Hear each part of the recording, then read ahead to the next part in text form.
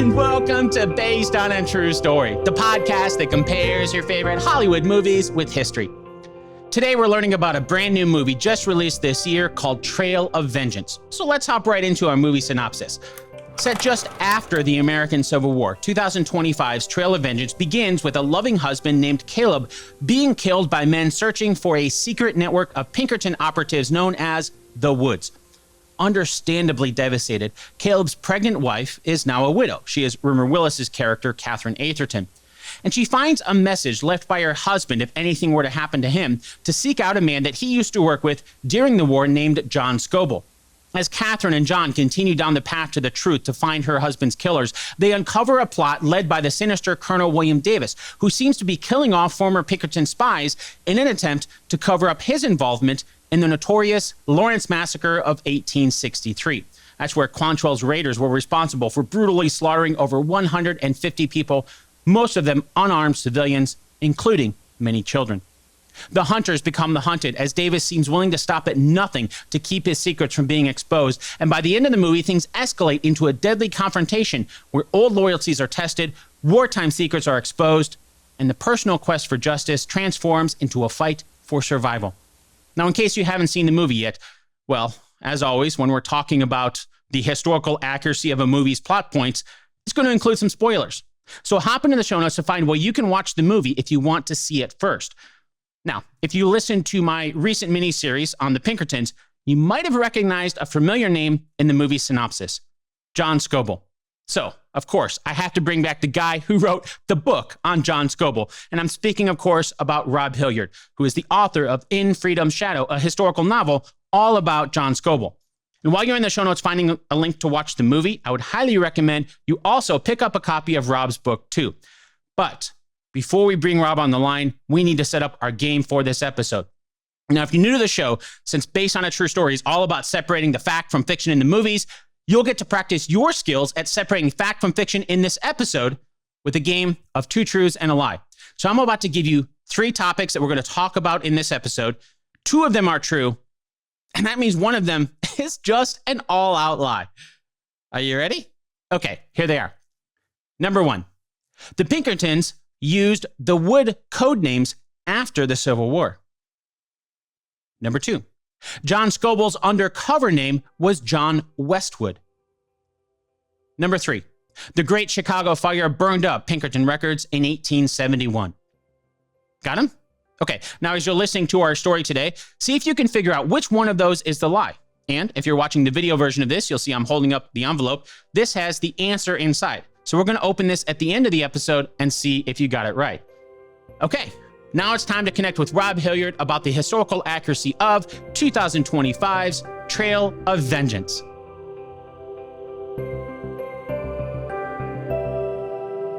As longtime listeners of Based on a True Story know, I always like to start with an overall letter grade for a movie's historical accuracy. So today we're talking about 2025's Trail of Vengeance.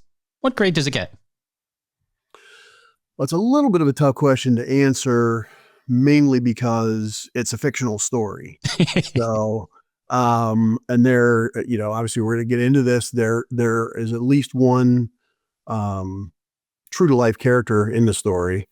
And it certainly references real events like the Civil War and some specific things within the specific actions within the Civil War that we'll get to. But it really makes no pretense of being a true story. So it's a little less like things you've covered in the past, like Tombstone, or even like a series like Billy the Kid, which are based on true events, real people, and it's kind of reshaping those. This is more like along the lines of like a Dances with Wolves, or there's a movie called Shadow Riders with Tom Selleck and Sam Elliott, and those are both Westerns that are set shortly after the Civil War, and they reference back to the Civil War. But they're, like I said, they don't really make any pretense of being based on a true story or all real characters. So that's a prolonged way of saying I would probably give it a B. And because it wasn't, um, there weren't any like glaring anachronisms. There was nobody wearing, Reeboks as they're walking around or anything. Um, and I didn't go to the extensive trouble of looking at, well, I did actually a little bit, but looking at some of the armaments they were carrying and making sure that they dated to the right period and stuff. Most of those things were accurate. I did get a little bit of a chuckle. There's a crowd scene where they show people kind of walking down the street in the town, and there's kind of dozens of people. And the first thing that struck me was they look awfully clean for being, in kind of a 1870-ish type of time period. But yeah, that's minor stuff. So I would say it's a B. I think largely they captured a time period accurately, and like I said, they weren't attempting to portray it as an actual true story, with one glaring exception that I know you're going to hit right now. So. I mean, it is good. It's good to know that too, because I think a lot of times it just being set in a historical time period, it can just lend itself to, oh, this must be based on a true story. So it's also good to know that. But the part that you probably are talking about is what I'm going to follow up with, because one of the key things that stood out to me when I watched Trail of Vengeance is it's probably the first feature film that I'm aware of, at least, that features John Scobell as one of the main characters. And I know you've done a ton of research into the real John Scobell for your book. So what letter grade would you give the movie for just how it brings John Scobell to life on screen? Good question. And yeah, I guess it's probably worth noting for everybody. I shouldn't say we wouldn't be having the show, but you wouldn't be having me on as a guest right now if it weren't for the fact that I had written a book about John Scobell. So I won't give you a long preamble on this one. I thought they did a really good job. As you might expect, I was a little nervous going into it. And I was like, man, are they gonna, how are they gonna handle this? Are they gonna mess it up or whatever? But I actually, the letter grade I wrote down was an A-. And I guess, I can just go ahead and give you the details on the only reason it's an A-, but really there's one particular scene where Scobell is talking to Catherine, which is the Rumor Willis character, and he's talking about his background and kind of giving some of the story of how he was a spy during the Civil War, and that he had been recruited to be a spy, and we'll touch on that a bit later. But what he says there, or the description that he goes through there, is really straight out of what we know about John Scobell. And so I'm kind of getting into that. What we know about John Scobell is entirely, there have been variations on it, but everything derives back to a book that was written by Alan Pinkerton called The Spy of the Rebellion in 1883. And that, at the outset, or very near the outset of the Civil War, neither at the outbreak of the Civil War, neither the North nor the South had their own spy agency, or what was then called Secret Service. We use that terminology different today. When they said Secret Service, they would mean something more like our FBI or CIA. And that's a term that goes back to England and, long before that. But neither side had that at the outbreak of the war, because the U.S. was very much an isolationist country at the time. They didn't really feel like they had the need to have one until April of 1861, and all of a sudden they were in a war, and both sides immediately realized they needed that. So the Union side, they made the decision to just much like we would today, when you have a need that you need to fill and you don't have a way of immediately sort of staffing up to do it at the government level, you just bring in a contractor. And so what they did was they hired the Pinkerton agency, or specifically hired Alan Pinkerton, who was based in Chicago. And he basically picked up his whole Pinkerton detective agency, lock, stock, and barrel, and brought them to Washington, D.C. And the people who the day before basically had been detectives and investigating crimes and things like that, now all of a sudden they were spies, and they were spies for the Union Army, for the Federals against the Confederacy. And so Pinkerton, 20 years later, like I said, in 1883, wrote this book called The Spy of the Rebellion. You've heard me say this before when you interviewed me in the past. Pinkerton was a brilliant, groundbreaking detective, kind of a middling spy. He did some things that were pretty innovative, which we'll talk a little bit about as we go through here. But he tended to overinflate, exaggerate troop numbers, and basically not.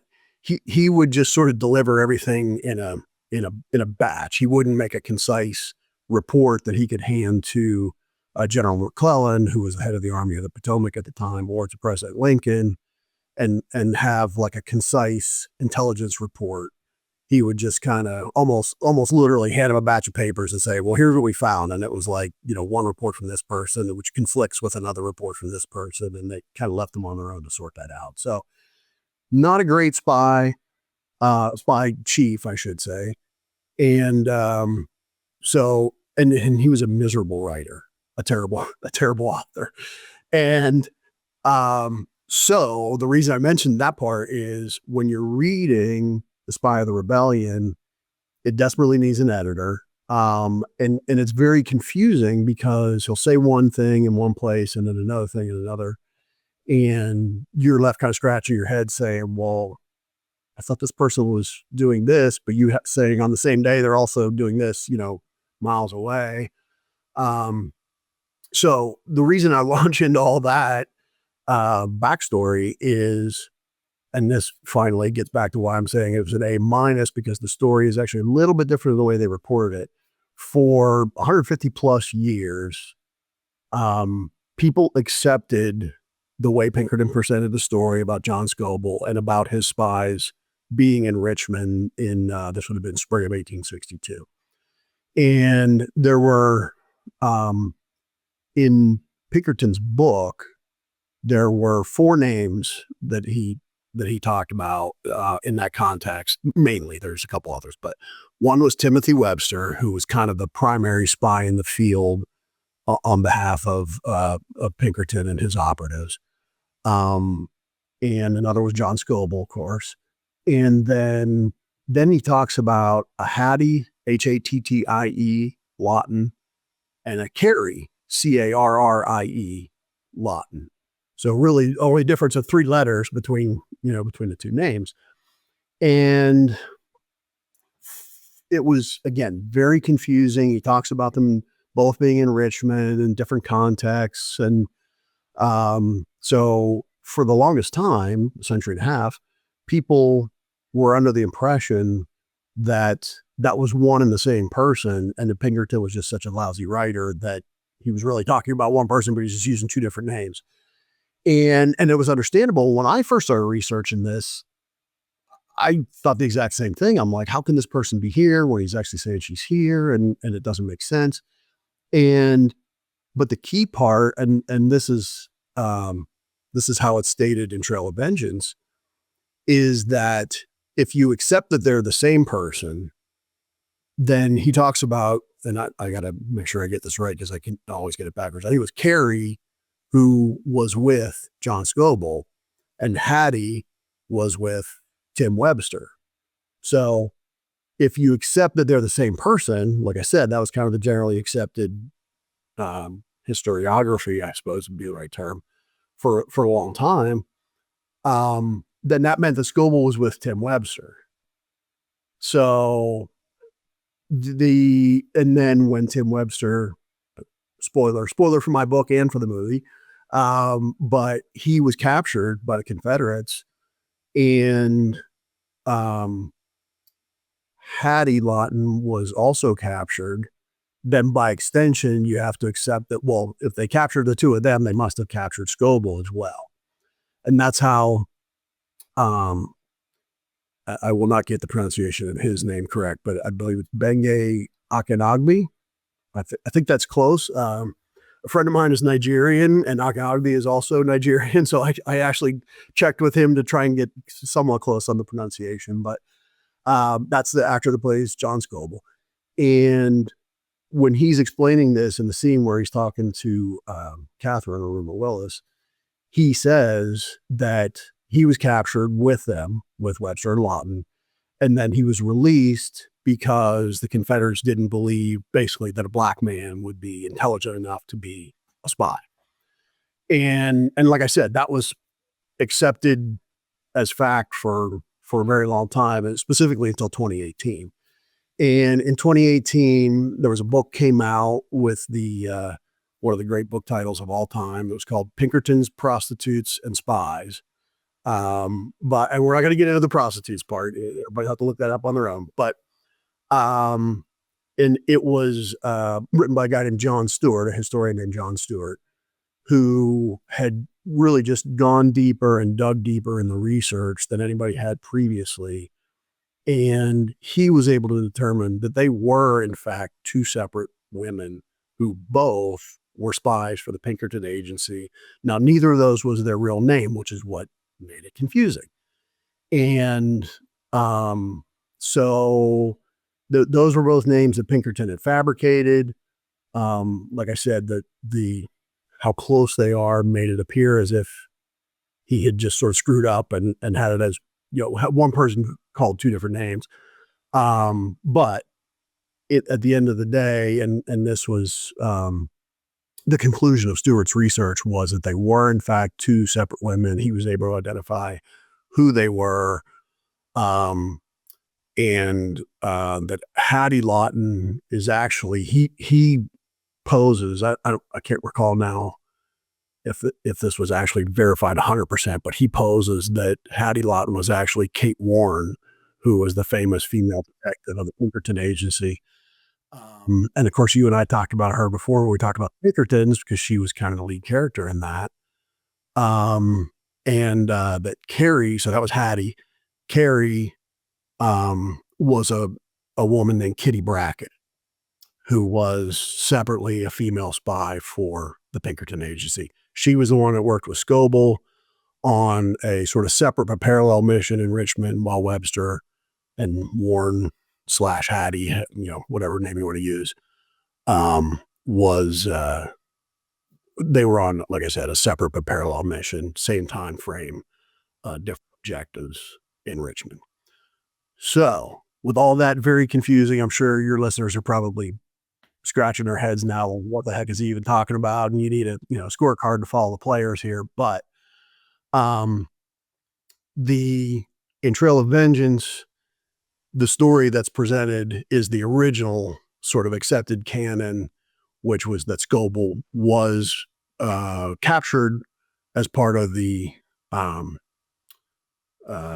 Webster, Hattie, as part of them being caught, and then he was released. It actually makes a whole lot more sense if you look at it as two separate people. The story, kind of makes sense better. And as you know, that's the approach that I took in my book. And I was very fortunate, actually, that book came out 5 years before mine, because, to be honest with you, at that time I was already working on it, and I was still scratching my head trying to figure out, how am I going to write this, because it makes no sense. These two people or one person is doing two different things at the same time. So shout out to John Stewart, wherever you are. I've never spoken to him, but thanks a million for sorting that out. And but that's, like I said, that's the only reason I gave it A-, is because they didn't incorporate that relatively new scholarship that that had been done. So one other thing to mention, I'm going to further muddy the waters here, but just in the interest of full disclosure for your listeners, there is an ongoing, frankly, discussion or controversy around whether John Scobell is in fact a real person. And so again, the source information that we have on Scobell is Pinkerton's book. As I've already said, Pinkerton wasn't very trustworthy when it came to his sharing of information, or reliable. Maybe trustworthy might not be the right word, but reliable. And he liked to change people's names. So one, just to kind of set that context a little bit, the reason he did that was spying, maybe even today, but certainly in the 1800s, was not considered to be a respected profession. People really disliked spies. And after the Civil War, of course, when he wrote his book in the 1880s, we were into actually really almost out of the Reconstruction period. There was still a lot of division between the North and the South in the country politically, and a bunch of other things. I say a bunch of other things as if they're not important. Certainly Jim Crow period in the South is extraordinarily important. I don't want to dismiss that, but it's separate from what I'm trying to get to with Pinkerton's handling of this. So because of those sensitivities, and because spies were not well respected, he changed the names of every person who worked for him in the book whose name hadn't become publicly known during the Civil War. So Webster, for example, he was captured. His name was in all the newspapers, so everybody knew who he was. So Pinkerton uses the name Tim Webster in The Spy of the Rebellion. A couple other people who worked for him during that period, Price Lewis is one. I can't think of any other names off the top of my head, but anyway, their names also became known during the war, so he uses their names in the book.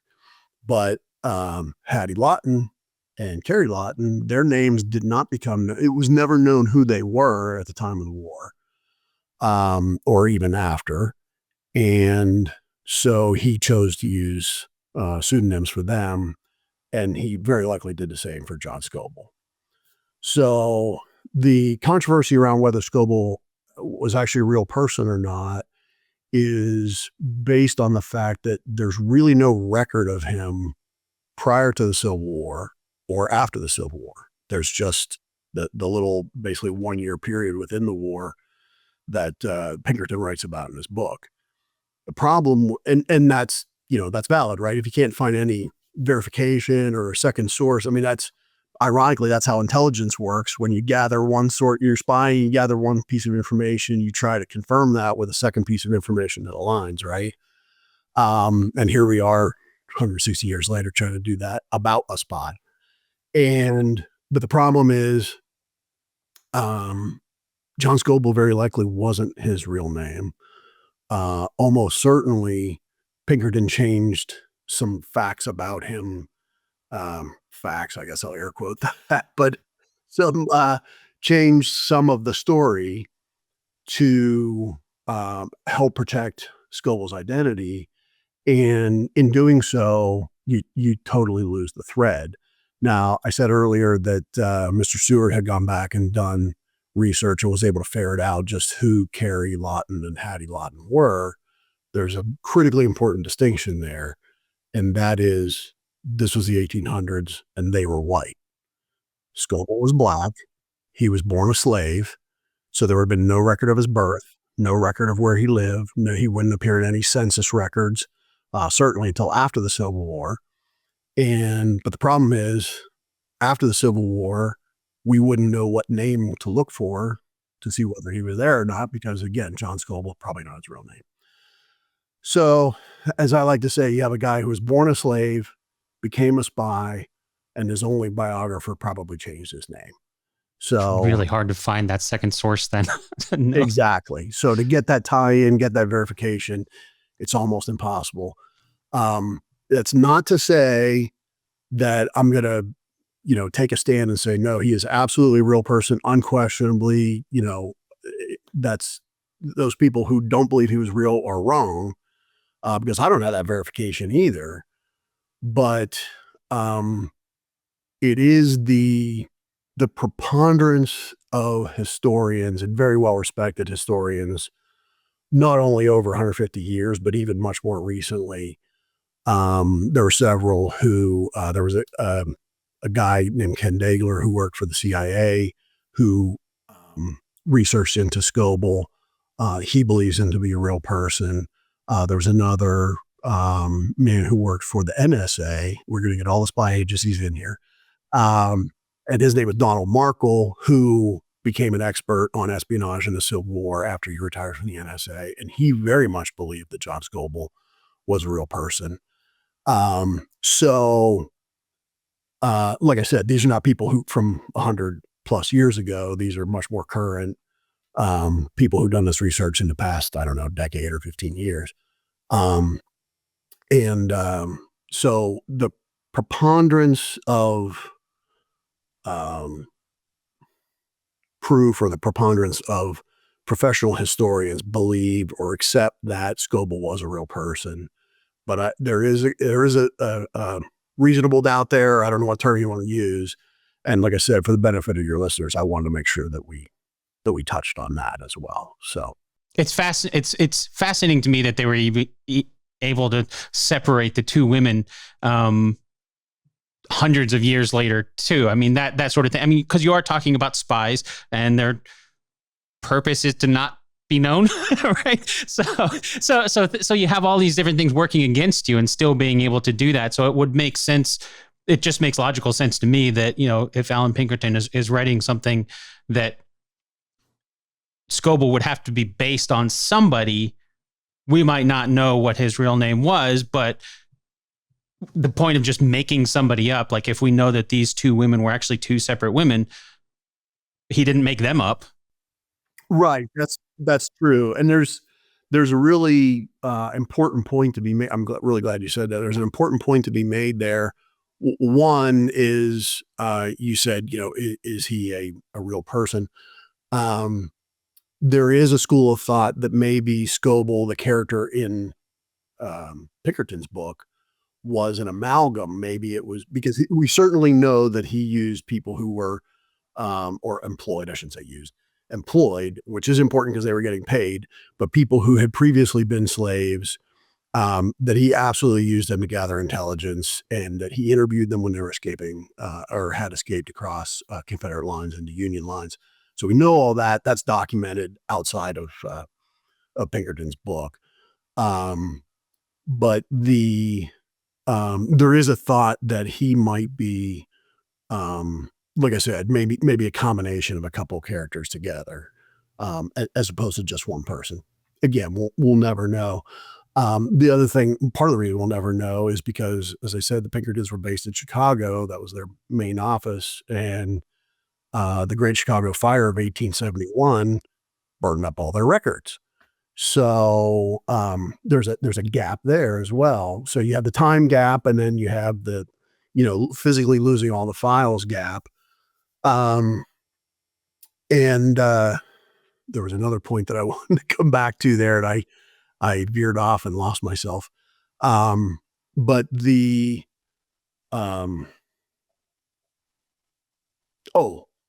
you said when you were talking about, well, he wrote about two real women and they were able to verify that. If you kind of look at if you start to question, did Pinkerton fabricate Scobell, out of whole cloth? And was he not just a real person at all? The immediate question that comes to my mind is, why would he do that? Right. And now, in fairness to Pinkerton, he was a staunch abolitionist well prior to the Civil War. And so he certainly believed in emancipation for blacks.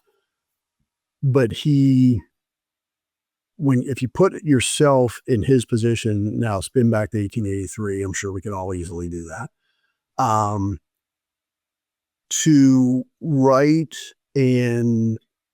about and essentially glorify a black character in that time period, which, as I kind of alluded to earlier, you're talking, Jim Crow era in the South, Reconstruction has essentially fallen apart, very deep and painful racial divisions within the country.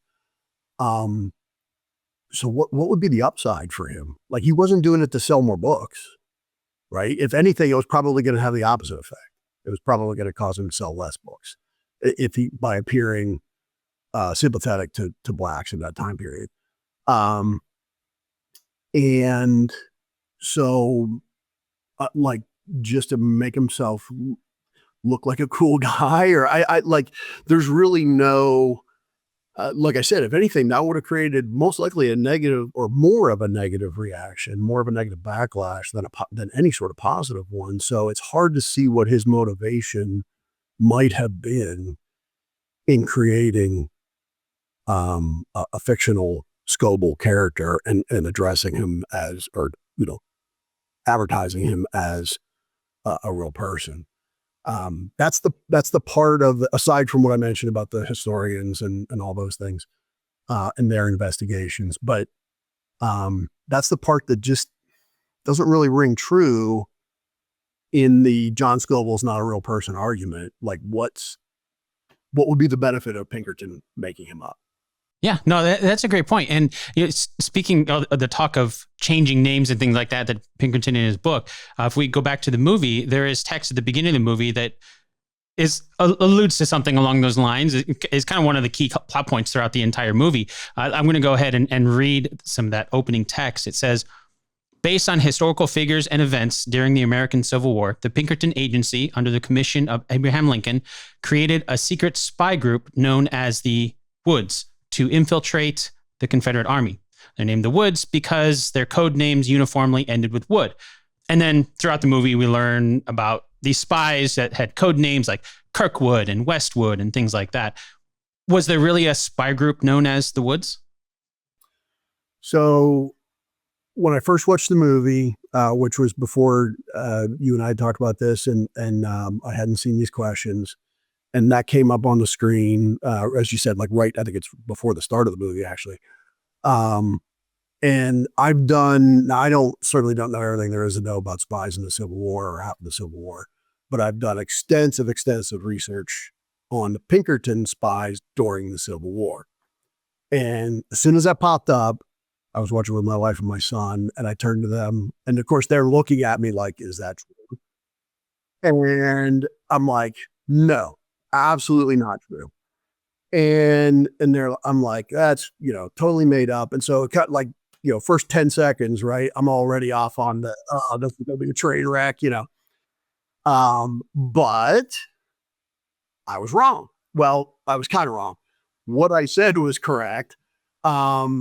That they didn't use the Wood suffix effectively as code names during the Civil War. That part is correct. They didn't do that. But it apparently started very shortly, like within a year or two after the Civil War, that Alan Pinkerton started using that code system, not only for his operatives, but also for informants who were, I'll kind of say the good guys, people who were providing that information that they were able to use to capture criminals. And interestingly, well, there's a couple interesting points about it. One is he had a similar system that he used for criminals or people they were investigating, except they used the suffix stone. So it would be like, Featherstone or Capstone or whatever. He would assign these names to people they were investigating. So the Woods were the good guys, effectively the spies, as the text of the movie said. And then they didn't mention the stone part, but the stones would be the bad guys. And these were, just to be clear, it's not like they took, like it wasn't Lefebvre Stone or Lefebvre Wood. They didn't take those names and added something onto it. He would make up, like a 4-letter thing, like I said, like Atwood or whatever. And then that would become their name. But, and they would use that in a telegraph code, which of course was communication method at the time, or letters. And Pinkerton was a big believer in substitution codes, which he did use during the Civil War. And he had a very extensive, about 170 words, if I remember right, substitution code where it would be like, I don't know, I don't remember them all off the top of my head. His operatives had to memorize all of them. Fortunately, I didn't. I would have been a terrible operative because I know these, but I don't remember them. But it would say like lamp oil, and that might mean cavalry. And coal would instead mean soldier or something like that. So he would use that substitution code. So this wood and stone system was really just an extension of that for people's names. And then they kept in their files extensive notes on what the real person's name was. So it would be Dan Lefebvre, I'll give you a good guy name, Dan Lefebvre Wood, or Carl Wood or whatever. And and then it would be, Rob Hilliard, capstone, and I would be somebody that would be investigating. So they actually had these cards that had those all listed out, and they maintained them at the agency. So another interesting thing about this, that started, like I said, after the Civil War. So let's say 1860, 66, 67, somewhere in that ballpark. They used that system, the Pinkerton Agency, which still exists today, by the way. They used that system until 1965. 1965. So almost 100 years, or basically 100 years. And the only reason they stopped so the Pinkerton Agency was being run by Pinkerton descendants up until that time. And as long as there was a Pinkerton descendant as the president of the company, they continued to use that wood and stone system for their agents and informants. And I can't remember his name. I want to say it was like Robert Pinkerton the third, maybe. He was Alan Pinkerton's great, 2 or 3 greats, I'm not sure, grandson. And when he finally retired or handed over the reins of the company, that's when, in 1965, that's when they stopped using that system. So yeah, it's like I said, when I first saw it, I'm like, no, they didn't do that during the Civil War. Technically, they didn't do it during the Civil War. The movie plays a little bit fast and loose with the timing, but they're only off by a couple of years. And the basis of the idea is very much factual. You might have already answered my next question about that, though, because if we don't really know if John Scobell was real, but not to get too far the storyline in the movie, we do find out that John Scobell's code name towards the end of the movie, we find out, I think his code name was like James Howard. So it didn't even go with wood there. But do we know if John Scobell ever used a code name James Howard like we see in the movie? He did not, or not. We don't. Not in any time it's documented. Let's put it that way. Okay. It's not, again, we don't know his real name, so he might have used some other name. I don't John Scobell might have been the code name. Right, exactly. Yeah, it could be exactly the opposite. So yeah, I don't want to go back into that vortex again. But I did do a little digging though, and this is very tangential, but there was actually James Howard who was connected to the Pinkertons during the Civil War. He was somebody who was working in, and I didn't write this down, I should have. I can't remember if he was a telegraph operator or he was maybe an employee of the telegraph company, living in Washington, D.C. at the outbreak of the war, but he was a Confederate sympathizer. Now, that is not at all unusual. There were hundreds of people who fit that description, and many of them became spies during the war. Howard did, in fact, become a spy and was passing information that he learned in Washington, D.C. and sending it south to the Confederacy when he was identified by Pinkerton, Alan Pinkerton. And ultimately, I think he was arrested, and I think they actually just sent him south. I don't think he was jailed, but anyway, that's an interesting tie-in. It's weird because it's kind of the opposite of John Scobell. Maybe it's just a coincidence. I mean, James Howard isn't that unusual of a name. That might just landed on that. But yeah, no. That was not, there was no, I guess I should be a little bit more specific. There was never a code name. Pinkerton never identified a code name that Scobell used during his time um, as a as an undercover operative. And I mean, especially if we don't even really know John Scobell, then how would we start to know some of those other details if we don't know the base thing? Yeah, if you're already giving him a fictitious name, then why bother changing it to some other fictitious name? So, Well, I have to ask then because a lot of movies do make up characters, and maybe you already answered this in the beginning when you were talking about how it was a more of a fictional story in the movie. But the main storyline in the movie revolves around Catherine Atherton, and then the main bad guy is a guy named Colonel William Davis. And the only other person in the movie that I would call a main character, feel free to add more if you want, but it would be Colonel Davis's henchman, one of the guys named Frank Cooper. And I'm really kind of calling him a main character because he's the one kind of going around trying to find the woods. And he's also recognized by John Scobell because of a huge scar on his face. Do we know if any of those people were based on real people from history? most likely not. Catherine Atherton is a fictional character. Um, William Davis, Colonel William Davis, who was the Jeff Fahey character, um, was he is a fictional character. I did do some digging just to after I missed on the wood thing. Then I'm like, man, I better almost back here. But there were actually a couple of Colonel William Davises in the Civil War on both sides. Interestingly, some for the Union and for the Confederacy, but none of them fit the description of this character. They were like the one was in Massachusetts or from Massachusetts or whatever, and then the other one never served in the West. He served in Georgia, if I remember, in the Confederacy. So again, just a popular name, it sounds like. And that's a good segue because Frank Cooper, speaking of popular names, I actually got on the National Park Service website, and they have a site. If anybody out there wants to find out about their ancestors in the Civil War or whatever, you go to the National Park Service. They have a subsection of their site where you can search Civil War records, and really useful and really helpful. So I searched Frank Cooper, which proved to be kind of a mistake because there were 45,130 Frank Coopers or 45,000 results.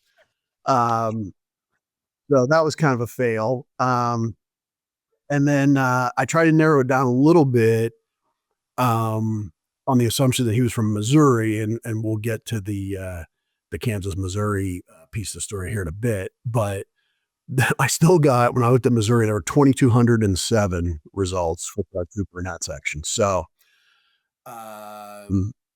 yeah, again, I think Frank Cooper was just probably, they threw a dart at a name board, and that's the one they came up with. So. I mean, it sounds like one of the bigger targets on the board for a random name. I mean, it's a real name that a lot of people had. So, right, absolutely correct. And there's hundreds of variations. There's Francis Cooper, and then there's just Frank Cooper, and then there's Franklin Cooper, and of course all the turned up results. So, yeah, I think he was, near as I could tell, he was just a fictional character. Well, one of the core plot points in the movie revolves around Catherine's husband, Caleb. It seems to know John Scobell when they were both spies for the Pinkertons. And speaking of the names, Caleb went by William Kirkwood when he was a spy. And so at the very beginning of the movie, Caleb is killed, and then Catherine reaches out to Scobell to try to help track down her husband's killers. And that's kind of the whole trail of vengeance from the title of the movie. How realistic is that concept of John Scobell being called to help a family of a former Pinkerton associate? They don't seem to be in the Pinkertons now or in the timeline of the movie, but as a former associate. There's no record that I found of anything like that happening, but I will say that it's plausible.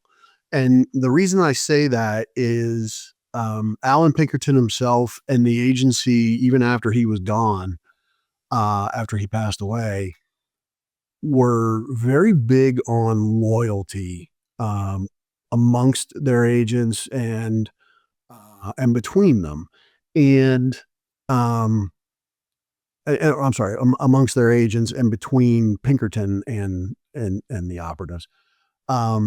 And just to give a couple of examples, like there are a couple photos that people can find online of Pinkerton operatives during the Civil War, actually at the time of the Civil War.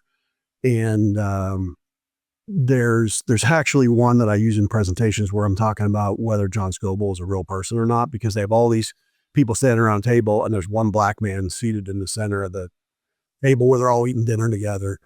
And he's kind of staring in the camera, and I'm like, well, if he wasn't a real person, then who is this guy, right? But my point there is, they clearly all kind of hung out together, and there's a couple other pictures, like people have maybe seen pictures of certain units from the Civil War where everybody's lined up in front of a tent and they're all, got their kind of, get their beards going and nobody's ever smiling because it took so long to take a picture, but yeah, they're all standing puffed up. And so there's a couple pictures like that just of the Pinkertons. And then the other really good example of this is, I mentioned Kate Warren earlier. When she passed away, which was just a few years after the Civil War, Alan Pinkerton actually footed the bill for her funeral and her burial plot and paid for her headstone. And that's, people can still go see that today. It's sort of a morbid, I guess, tourist attraction or tourist site in Chicago or outside Chicago. So there was, like I said, they really kind of bred this loyalty between agents. And I mean, if you think about it, right, those are, especially if you're undercover, those are the only people you can depend on. They're the only people who know your real story and who are going to have your back, and try and protect you when what hits the fan. And, so, I mean, it's understandable, right? It would be not much different, I'm sure, from like I said earlier, from the FBI or CIA today. Oh, we see it with military too. I mean, I've seen it in a lot of movies, like you're fighting alongside somebody right next to you and they're the ones that have your back. So even after, towards the end of the movie, the war is over, but they still have this camaraderie. So it does make sense that, during a war too, in the Civil War, these spies would have that sort of bond as well. That makes sense. Yep. Yeah. So like I said, very much plausible. But there's no, I wasn't able to find any record of that having happened with any other agents. Well, speaking of the Civil War, the movie wasn't really clear about exactly what year it's set. It just kind of suggests that it's happening after the Civil War and after John Scobell's time in the Pinkertons. So when Catherine goes to meet John Scobell for the first time in the movie, he's staying in a place called Cades Cove, Tennessee. And it seems that he's been there for a while, since Catherine was able to track him down there after her husband is killed. Do we know if the real John Scobell lived in Cades Cove after his time in the Pinkertons? Unfortunately, we don't. And I kind of already said this, but we virtually know nothing of Scobell prior, a little bit prior to the war. No real details, but we kind of know where he came from and that he was a slave. After the war, we know nothing. And that's, again, Pinkerton wrote the book later, and he was focused on, the title of his book was The Spy of the Rebellion. So obviously that's what he was talking about, was the Civil War. He doesn't mention anything about any of his operatives after the war, even though we have documentation that several of them did continue to work as Pinkerton agents after the war. But in the book, he doesn't get into that. So we don't know that. There is very much a real place called Cades Cove in Tennessee. Anybody who's been to Great Smoky Mountain National Park probably knows about that, because it's one of the major tourist attractions in the park. Gorgeous area, kind of, down in the valley with the mountains behind it. But yeah, we don't know. We don't know if Scobell lived there. It's plausible that he might have. But he might have equally lived in Butte, Montana. We really don't know. Fair point. During one of the conversations in the movie between John Scobell and Catherine, we find There's a few clues that the dialogue just kind of puts in there about John's childhood. He mentions his dad's name was John Armstrong. We don't hear his mom's name, but he talks about how she read to him from an Ethiopian Bible that they hid on their mattress while they were enslaved. And then she died when he was just 12 years old. How well does the movie do telling the bits and pieces that we know about John Scobell's parents? Well, again, this was to me an interesting question, but for different reasons. So we don't know anything about his parents. We know that he was a slave in Mississippi prior to the war. The plantation that he lived on was owned by a guy named Scobell, and much like many slaves at the time, even after they got out of slavery, they adopted the surname of the person who owned the plantation and kept them in slavery.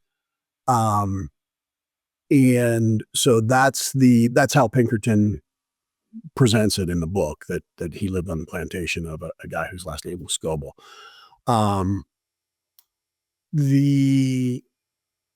Like I said, we don't know anything about his parents. What was funny to me, interesting to me is, and this is total coincidence, and maybe I should have started with this at the very beginning of our talk here, that I don't have any association with the movie, other than the fact that we have a character in common between the two things, but like, I don't know the writers or director or any of those people.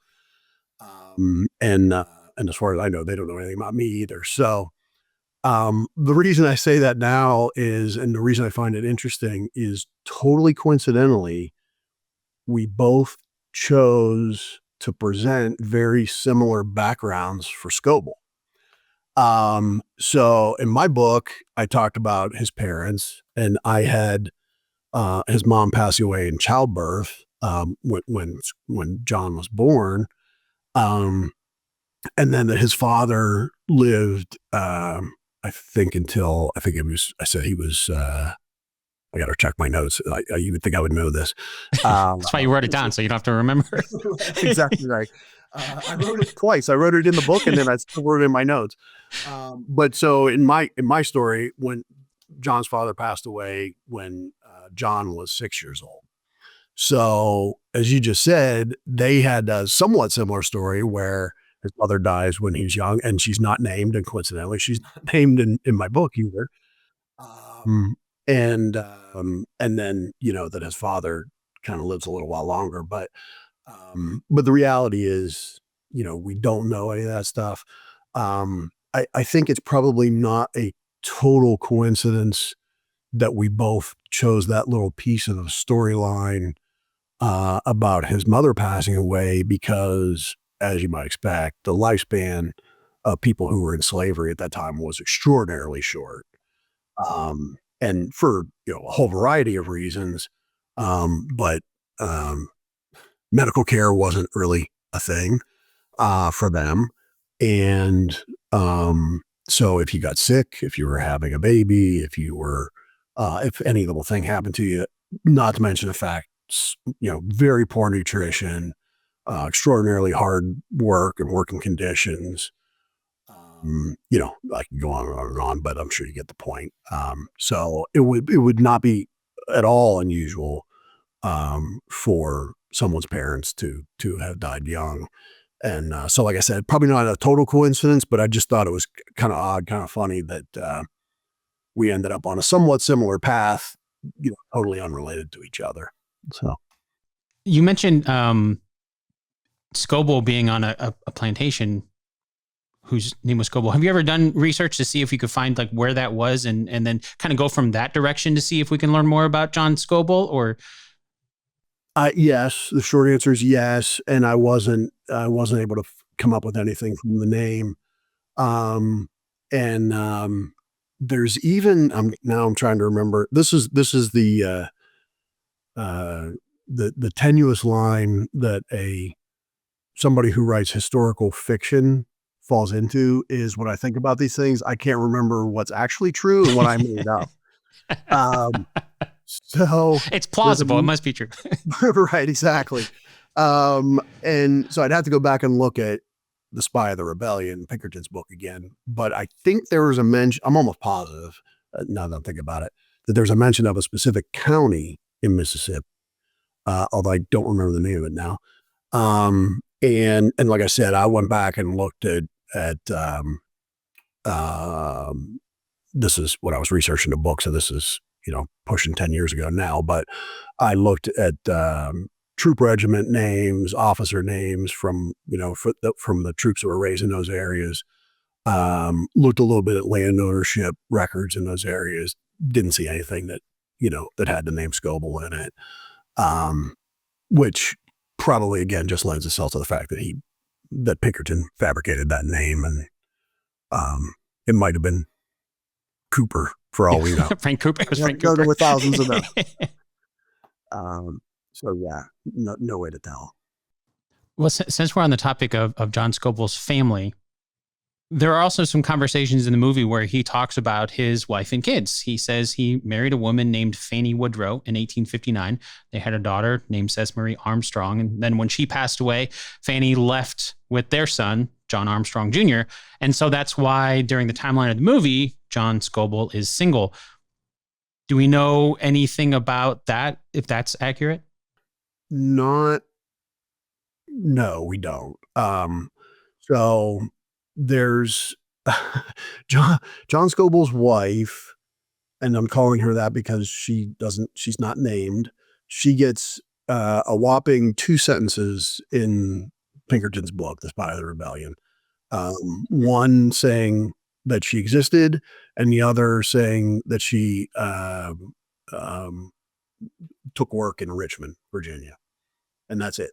That's all we know about her. So, and she is, again, we're talking about a book that was written in 1883.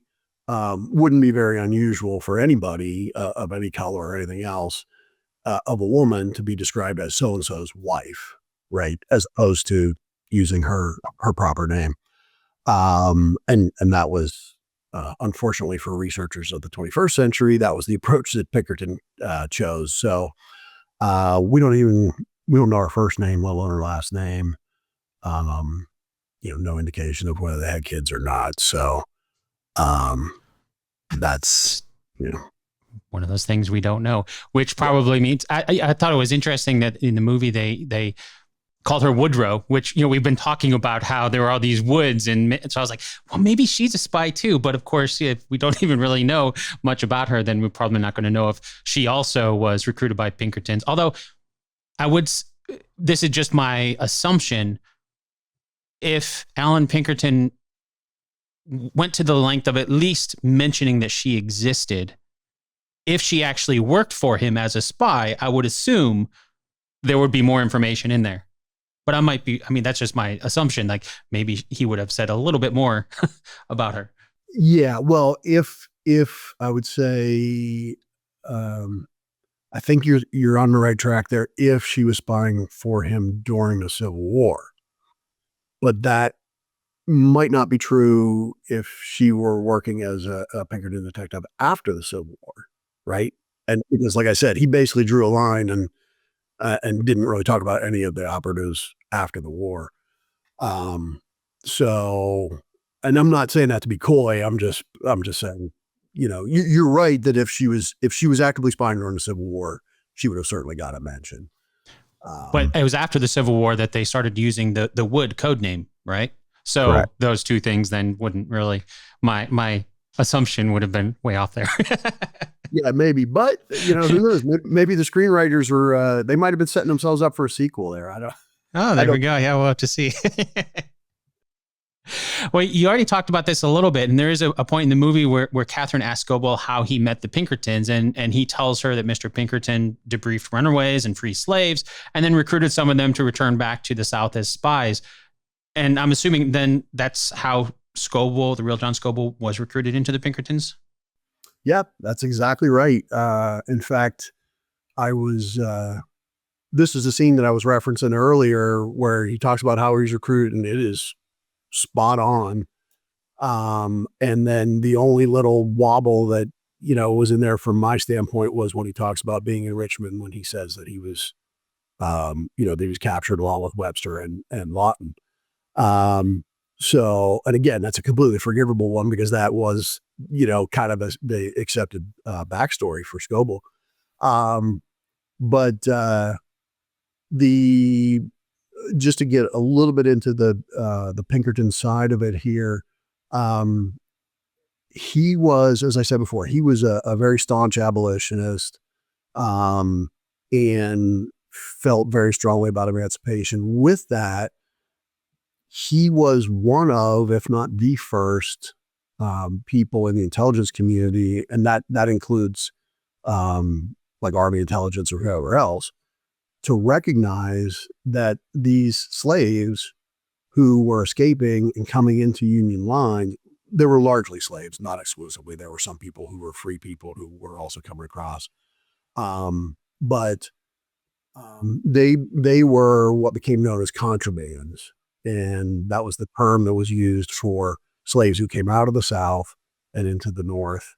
They were legally considered to be contraband of war, meaning that, and it's kind of I always thought kind of a pretty sweet twist of legal interpretation, where the Southerners, the Confederates, felt that the slaves were property, right? They weren't people, they were property. And so very early in the war, a couple of slaves came across, got onto the Union lines, and the after the skirmish that had happened, the Confederate officer reached out to the Union officer and said, "Hey, I want my slaves back." And that Union officer happened to be Benjamin Butler, who was another staunch abolitionist out of Massachusetts, but he was also a lawyer. And Butler said, "Well, not so fast. If you're saying that they're not people, that they're property, and they were effectively captured during a battle, then it would be no different than a cannon or a horse or a rifle. And I'm not giving you your cannon or your horses or your rifles back, so I'm not giving you your slings back either." And that's where in his sort of legal decision, as it were, on that, or his legal rationale, he actually used the terminology contraband of war.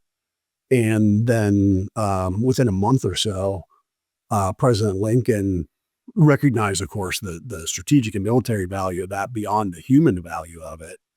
And basically every slave that came across, I mean, this is the basis of the Emancipation Proclamation as well, but every slave who was no longer working on a plantation or working wherever in the South was either that much less production for the South, or it meant that one more soldier or potential soldier for the Confederate Army had to stay home and work, right? So either way, it weakened the Confederate Army. And so Lincoln adopted that policy across the whole country. And so these slaves were coming across, therefore became known as contrabands, and that became kind of a common language even among the slaves themselves. And so Pinkerton was interviewing these people as they came over, because along with Confederate deserters, Union POWs who had either escaped or been released, because all of them had been just, in a lot of cases the day before or very shortly before on the other side of the skirmish line. And they would often know what units were there, how many people were there, how much artillery was there a cavalry unit versus an infantry unit or whatever it might have been. So he was very deliberate about interviewing those people as they came across and gathering that intelligence to the best that he could, and then trying to match it up with, as we talked about earlier, try to match it up to confirm it, with other sources. That was, as I said already, that was kind of where Pinkerton fell apart in doing things. He did not do a very good job of that part. But Scobell specifically, he was part of that, and he was interviewed as a contraband coming across. And he made such an impression on Pinkerton, mainly because he could read and write, which of course most slaves couldn't, because it was illegal to teach them to do so in most of the South. And I don't remember, do you remember if they mentioned that in the movie, that did Scobell say something about that? I seem to recall something about that, but I don't know if Yeah. I'm just making that up now off the top of my head. But You're starting I to seem fall into my distance of did I invent that, or did I read that? I seem to recall something about that was kind of one of the differentiating facts. But also the other part of that too, and for people listening to this, if you go listen to my chat with Rob where we talked about the Pinkertons, we also talk about John Scobell there too. So that might also be where I'm pulling this from too. That's very awesome. Like I said, you're falling into my trap of, is that really real, or did I just hear that once, or did I write that? So, but anyway, yeah, it's that was a differentiator, is that he could read and write. I just couldn't remember if I feel like they maybe he said that quickly in the movie, but yeah, like you, I'm not actually positive. So, but he did make such a really strong impression on Pinkerton. And I mentioned the CIA officer earlier who'd done some research into this, and I interviewed him when I was preparing my book, and he used a phrase that I really liked. He said if Pinkerton had been talking to Scobell today, and debriefing him as a contraband, what would have impressed Pinkerton would have been his street smarts. And they didn't use that phrase street smarts as a modern phrase, not one that would have been used in the 1800s, but it conveys the idea, right? He was very sharp. He understood. He picked things up quickly, understood what was going on. Yeah, he could read and write, but he was also somebody who Pinkerton immediately saw could, to use Pinkerton's terminology, assume a role, and be able to go undercover and gather intelligence and report it back. So it takes a special kind of person to do that. And Pinkerton recognized right away that Scobell was somebody who could do it successfully. It takes a special kind of person to be willing to do that, especially like if Scobell, I can't imagine being in Scobell's position of, being finally getting to freedom. And then there's this job that will take you back. And correct me if I'm wrong, I would assume that he did have a choice in that matter, and he chose then to go back and actually work instead of just running away. Well, Pinkerton is not explicit on that point. Okay. So I'm choosing my words carefully here for a couple of reasons. One, I'm tiptoeing around spoilers for my book, but the Pinkerton was notoriously, as a person, all about the job. And so I mentioned earlier, he was very loyal to his operatives, which is true, but I don't think anybody would have described him as like a kindly boss. That's all about results, it sounds like. Yeah, exactly. And like I said, it doesn't mean that he wasn't loyal and that he didn't care for his people, but as you said, he was all about results. So I think he recognized that opportunity with Scobell, and that he was somebody who would be uniquely positioned. And I probably should also touch on the fact that that idea of using people who were uniquely positioned was not foreign to Pinkerton, because he was the first to employ female detectives in the U.S., maybe in the world. Like Kate Warren. Oh, sorry, go ahead. No, I was going to say like Kate Warren that we mentioned earlier. Yeah. Exactly. Yeah. And so she was the first female detective that he hired, and the first female detective anybody hired. But then after that, he actually built I think he called it the Women's Bureau or Women Detective Bureau or something like that, recognizing that they could, do things and get access to information, go places that men couldn't, particularly in the 19th century. So the idea then of using a black man's ability to do those things is maybe just a little bit of a tangent off of the idea of using a woman as a detective or a spy at that time. So it wouldn't have been, I guess what I'm trying to get at is, it wouldn't have been a totally foreign concept for him to do that. Now, to your point about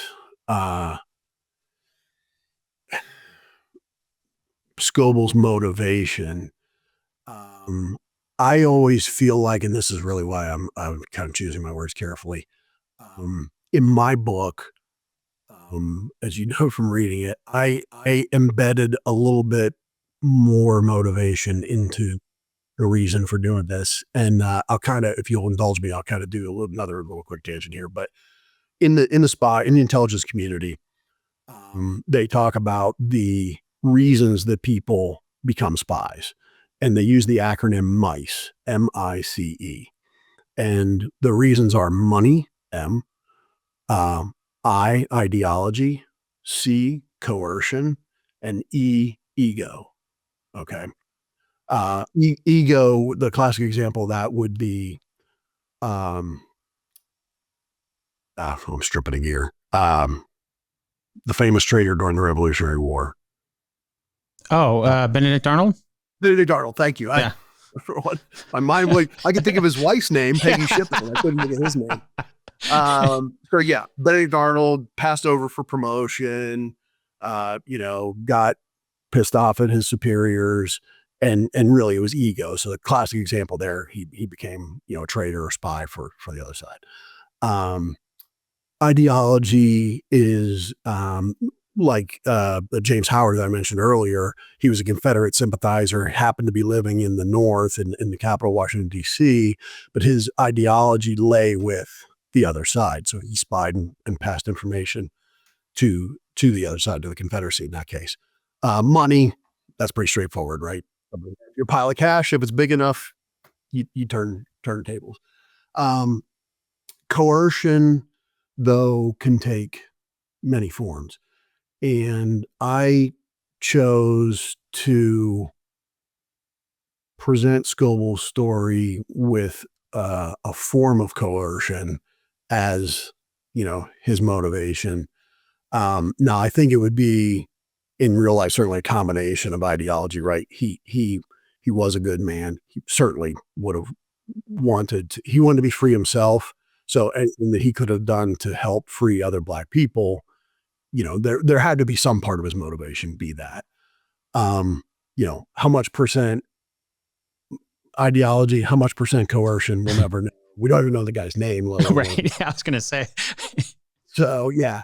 But I always feel a little bit guilty in my mind, because he might have been that guy who was just like, you know what, I'm doing this because it's the right thing, and doing it for, to use that MICE terminology, doing it for ideology exclusively. I chose, for reasons that have nothing to do with him or his personality or anything else, and everything to do with writing and kind of building a fictional story, I chose to blend in a little bit of a coercion storyline in there. Because it made him a more interesting character. If you're the person who's just always does things because it's the right thing to do, if you're always the upright, person, like you always know you're going to do the right thing, for the right reasons, you strangely, ironically, I guess, become a less interesting character, from a storytelling standpoint. So anyway, again, very long-winded answer to your question there, but it's still, it doesn't matter how you slice that. What he did was unquestionably extraordinarily courageous, extraordinarily heroic. There wasn't, to your original point, there was nothing forcing him to do it. So he did have some free will choice there. And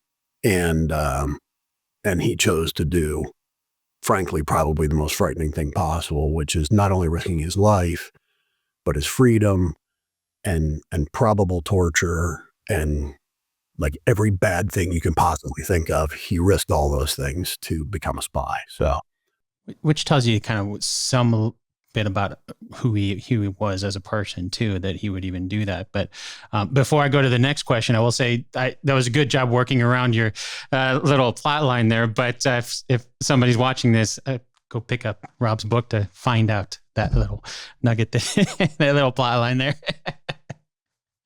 But if we go back to this movie, one of the core plot points in the movie revolves around this massacre. I mentioned Colonel William Davis before, and we never see the massacre in the movie because it's before the timeline. But the biggest clue that I saw in the movie is, I think it was about an hour or so into the movie, and there's a singular mention to something called the Quantrill Massacre, where men, women, and children were killed in Lawrence, Kansas. And then the Woods knew about it, according to the movie. So that's why in the movie's timeline, Colonel Davis is now running for a seat in the Senate, and he kind of wants to hide that he was involved in this massacre. And so that seems to be his motivation for hiring hitmen to track down the Woods and kill them. Is there any truth to the movie's telling of this massacre? Yeah, the massacre itself was absolutely true. And it was, it was national news, so it was extremely well known. I wasn't like you, I think I wasn't totally clear because it was so well known why he was trying to, like, I'm not, either I missed it or maybe it just wasn't totally well explained, but why Colonel Davis was worried about being associated with the massacre, unless it was the implication, I think, was that he had somehow ordered it or planned it. That was the impression I got, was he was basically responsible for it. And now he's trying to get a seat in the Senate, and he's not going to get votes if people, that was the impression I got from when the movie explained it. Yeah. Yeah. So anyway, I might swing back around to that at the end, but just to give you the facts and figures here on, this is one of those, some of your listeners may know, a lot of Civil War battles had two names, and that was because the newspapers in the South, used, I'm trying to remember the right way. They used stream names, and then the northern newspapers tended to use like the closest town to it, or I don't know, I had that backwards. But anyway, so you'll see like Manassas and Bull Run. It's the same battle. It's two different names. This one has two different names, but it depended on which side of the line you were sitting on. So if you were a Southern sympathizer, or specifically in Missouri, it was called Quantrill's Raid. If you were a Northern sympathizer or in Kansas, it was called the Lawrence Massacre. So take your pick. But it was a very real event. It happened on August 21st, 1863. And the specifics of it are that a group of raiders, or again, depending on which side you're on, they were also known as bushwhackers, which is a term that we talked about in the, when we talked about the Pinkertons, or guerrillas. So Quantrill's raiders were about 400 men, rode into Kansas and basically just started shooting people, and then, and lit the town on fire. So they killed somewhere between 160 and 190 people. All of those were civilians. This was not soldiers versus soldiers, which is what made it so terrible, what made it national news.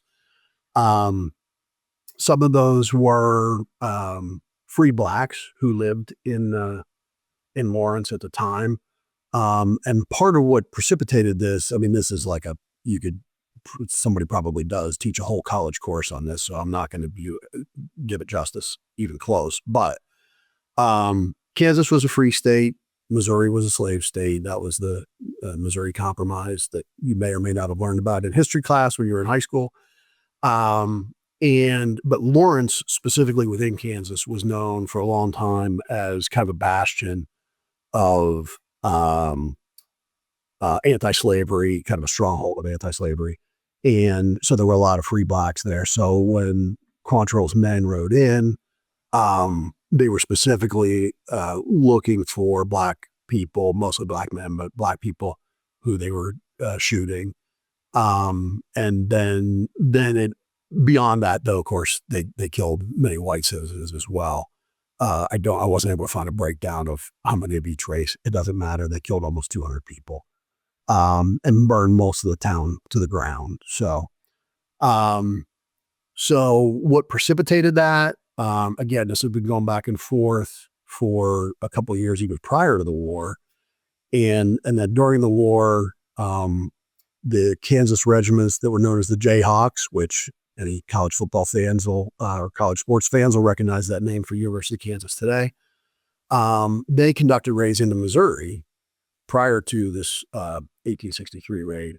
And so, and it was really back and forth. I mean, the bushwhackers were coming across and killing people, killing soldiers. A lot of this was, as I said, guerrilla warfare, kind of back and forth, um, not organized set piece battles like we picture in the East.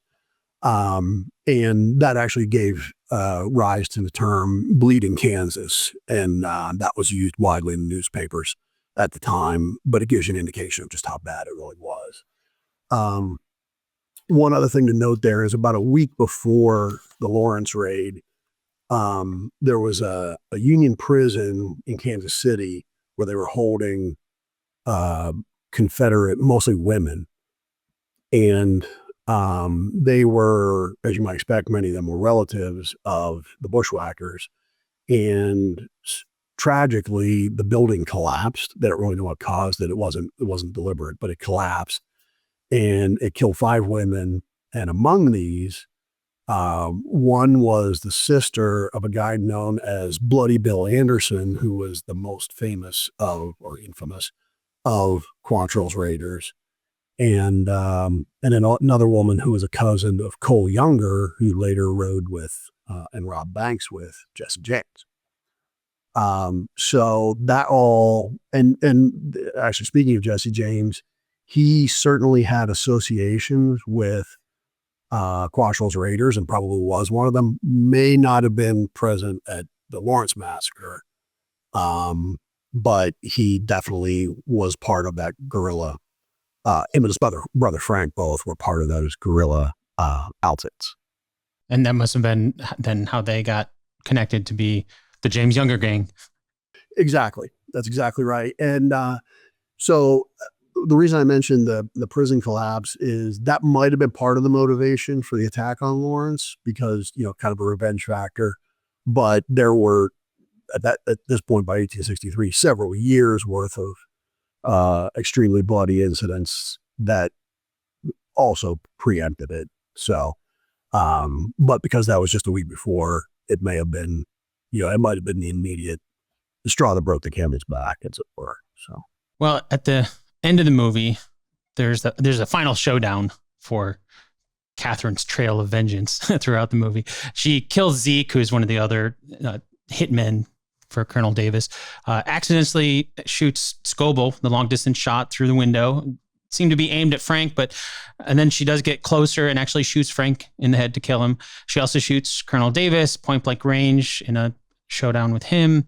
And then the movie ends by implying that she thought John Scobell was killed by her accidental shot.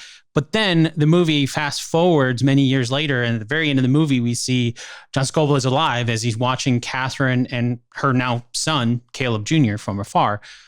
How historically accurate is the way the movie ends? Well, it's, I'm not going to pick it apart because it's a fictional story and it had a fictional ending. So it's not, again, other than Scobell, all the characters you mentioned there were made up for the purposes of the film. So I can't say, entirely accurate, just not historically. Right. Yeah, exactly. They can, basically, it's their story. They can end it any way they want. Yeah. Right? The one thing that, as I said, we were watching this, my wife and son and I were watching, and when Catherine picks up the Henry rifle and she's kind of aiming in the window, and as you said, it was kind of a long distance shot, and I might have even said it out loud. I certainly thought it. I'm like, she's going to shoot Scobell if she takes that shot, and sure enough, that's exactly what happened. So, of course, I was very offended at that, since he's my guy. I didn't want to see him shot. But yeah, at the end, they did show, as any good heroic character does, he survived it. He pulled through. So, but yeah, and I've touched on this previously, but we don't know anything about what happened with Scobell after the war. We don't know how long he lived, where he lived, anything like that. We don't know if he got shot in the chest and bounced back from it and he came back to check on her or not. So yeah, like I said, it's a fictional story and a fictional ending. So they're it was up to the writers to decide how they wanted to make that one play out. I felt like, or maybe they will do a sequel to this, but I felt like when they were talking about his wife, I almost assumed at the end, but when I was watching the end there, I was like, oh, he's going to reunite with his wife somewhere or something like that. And it's going to be, him kind of having a happily ever after. I guess I didn't really expect him to come back and find Catherine randomly after that. But I guess that's, Like I said, they can make any ending they want. That's their movie. So that's true. Well, as we wrap up our discussion today, I would like to shift from the movie storyline to another storyline we talked about a little bit featuring John Scobell. I'm talking, of course, about your historical novel called In Freedom's Shadow. There's a link in the show notes. And as a quick tangent of my own, I know there are people in my audience who work in the feature film industry. So if that's you, I will highly recommend reaching out to Rob to turn In Freedom's Shadow into a movie. That would be a fantastic movie. But before I let you go, Rob, can you give us an overview of your book? Sure. It's I feel like I've already kind of done that a little bit, and I don't want to bore anybody by repeating it, but it takes the bit that we know, the true story about John Scobell from Pinkerton's book, and lays that on the broader context of what was going on in the Civil War at that time. I love bashing Pinkerton as a writer. I'll do it one more time here before we wrap up. But another criticism that I'm not the only one who has this, that people have in reading him, is everything seemed to happen in isolation. So it was like, well, they were doing this in Richmond during this time period. And it's like, well, the Richmond was virtually under attack in the spring of 1862. By the Northern Army during the Peninsula Campaign. And I don't think the words Peninsula Campaign actually appear in his book. And so anyway, the point of all that is, I tried to take that, the true story, as kind of the backbone of the book, and then build it into something that looks at the larger context of what was going on and puts a little more meat on the bones to tell Scobell's story, and really flesh that out. I already talked about this a little bit, but try to get into what were his motivations, why might he have done some of these things. A couple of these people who get just a word or two mention in Pinkerton's story, or the whole Carrie Lawton, Hattie Lawton thing, like who was Carrie Lawton and what did she do? Why did she do it? And how did she interact with Scobell? There's very little of that, almost none, in Pinkerton's book. So try to build a larger, fuller story, fictional, of course, because we don't know what actually happened between those lines. But I tried to fill in some of the space in between with that story. I'll make sure to add a link to that in the show notes. Thanks again so much for your time, Rob. I appreciate you having me back on. I wasn't expecting it would be this soon, but we didn't know that Trail of Vengeance was coming out and that it was going to feature John Scobell, that he was going to pop up in pop culture so soon. So thanks very much. Actually, one I do have one other, since you mentioned this, since you were just on, we talked about the Pinkertons, and now with Trail of Vengeance, would you say that, which one would you say does a better job of portraying John Scobell? In the Pinkertons, he's not even named Scobell, he's John Bell. And we've talked about both a little bit. Do you think Trail of Vengeance did a better job bringing John Scobell to life? I think they did. In fairness to the writers of the Pinkertons, and I know I lit into them pretty good when we did those earlier episodes, for their complete disregard for facts. But they, as you said, they didn't name their character John Scobell. They called him John Bell. And I think in retrospect, part of the reason for that might have been that because, well, if we're not tied to this character, then we don't have to be tied to his real life storyline either. We can kind of go off in whatever direction we want, which they assuredly did. But as I said earlier in this interview, kudos to Trail of Vengeance and the writers and the director for really towing the line on the Scobell story and sticking to like I said before, almost verbatim, what we know about Scobell from Pinkerton's book. It's just fascinating that we don't know much. So there's going to be you're almost going to have a story like this that's made up because we don't know much. But it is great to hear that what we do know, they did a good job. Yeah. Yeah. And as I said, I can't criticize them because I did the exact same thing, right? I took what was known and filled in the gaps in between. They took a different approach by taking that character and fast forwarding him a few years past the end of the Civil War and then creating a story around him there, but still, having some touch points back to those known, to the known facts. So, two different approaches, but like you said, when they're so little known, if you're going to tell a story and have them in there, you gotta have something to tell. Thanks again so much for your time, Rob. Appreciate you having me on, Dan. Thanks very much as always.